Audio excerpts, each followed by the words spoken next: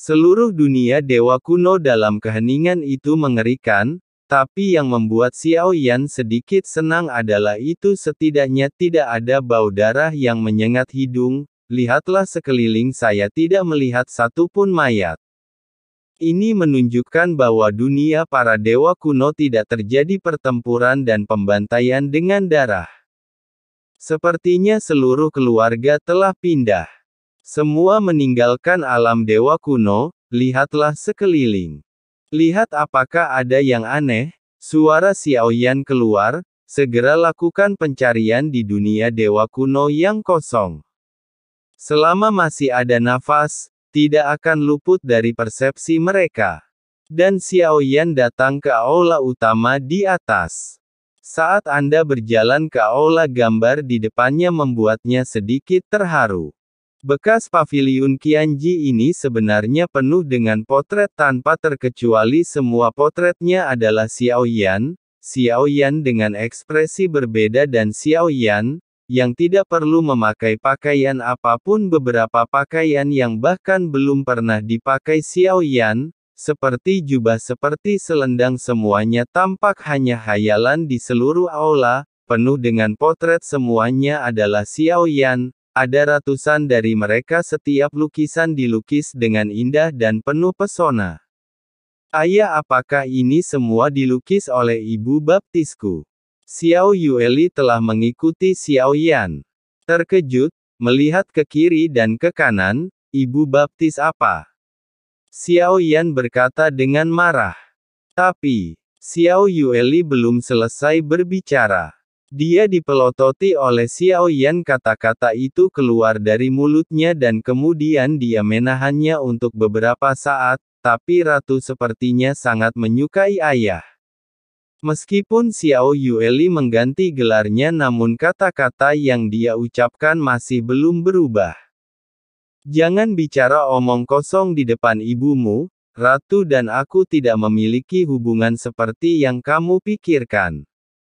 Xiao Yan berkata sambil tersenyum pahit.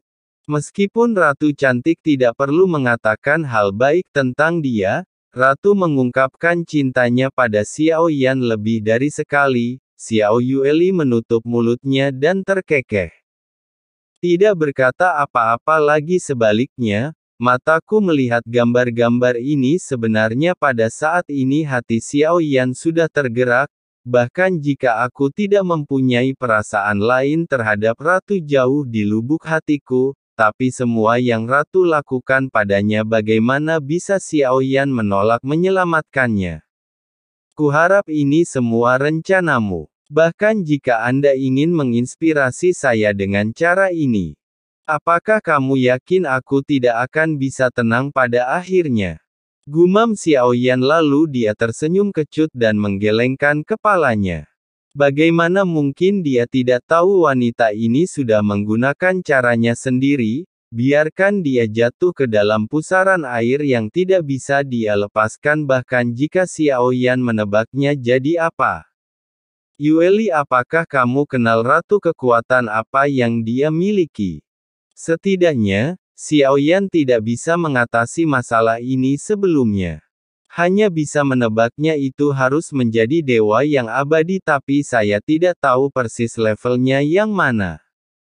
Yah, aku mendengar orang tua Tianzang menyebutkannya kekuatan ratu sepertinya tidak terlalu kuat, bukan?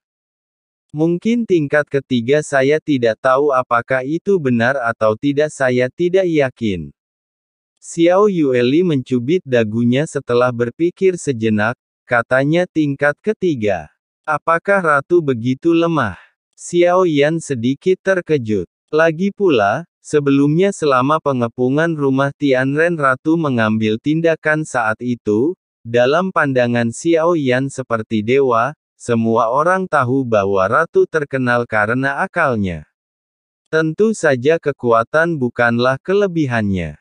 Belum lagi kekuatan keabadian dewa tingkat ketiga sebenarnya sangat kuat. Ayah, bukankah ayah belum menerobos ke keabadian dewa? Kata Xiao Yueli tegas. Xiao Yan mendengar Yan Fang dan tersenyum canggung.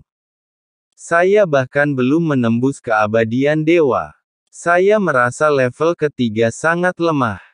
Menurutku Ratu seharusnya sangat kuat, jika Xiao Yan mengira itu semua adalah rencana Ratu sebelumnya, dengan sengaja tertangkap, peragakan drama sedih paksa Xiao Yan untuk menyelamatkannya, untuk mendorong budidaya Xiao Yan dengan cara ini, tapi sekarang tampaknya kalau memang hanya level ketiga kemungkinan Ratu ditangkap hampir mustahil.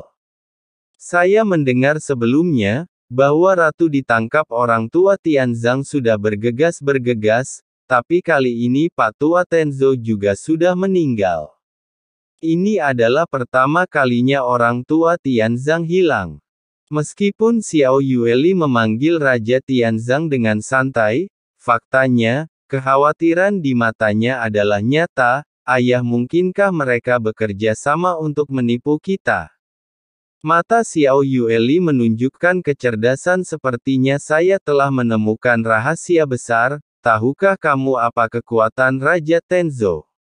Tanya Xiao Yan, kekuatan orang tua Tianzang.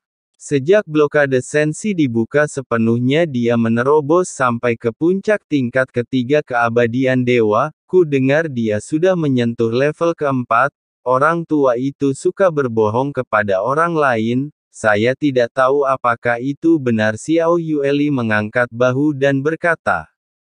Xiao Yan mengingat kata-kata ini dan bertanya, sebelum Taiksu menyerbu hanya ada sedikit orang kuat yang berhasil menembus keabadian dewa, tapi setelah Taiksu menyerbu seolah-olah sebagian belenggu dunia telah terbuka. Kekuatan Pak Tua Tianzang juga meningkat pesat. Tampaknya hanya untuk menghadapi situasi saat ini. Xiao Yueli menjelaskan. Xiao Yan sedikit mengembun karena Ratu telah menghitung titik pendaratan mereka, dan meninggalkan sisa-sisa formasi yang dikirim ke alam dewa kuno. Ini telah menyatakan beberapa pedoman kembali ke kuil kuno. Xiao Yan pasti akan datang ke aula utama tempat Ratu berada. Disinilah juga tempat paviliun Zheng Qianji berada. Hal ini tidak bisa dihindari. Gulungan ini seharusnya sangat penting bagi Ratu. Dia memilih untuk tinggal, maka itu pasti ada di foto-foto ini.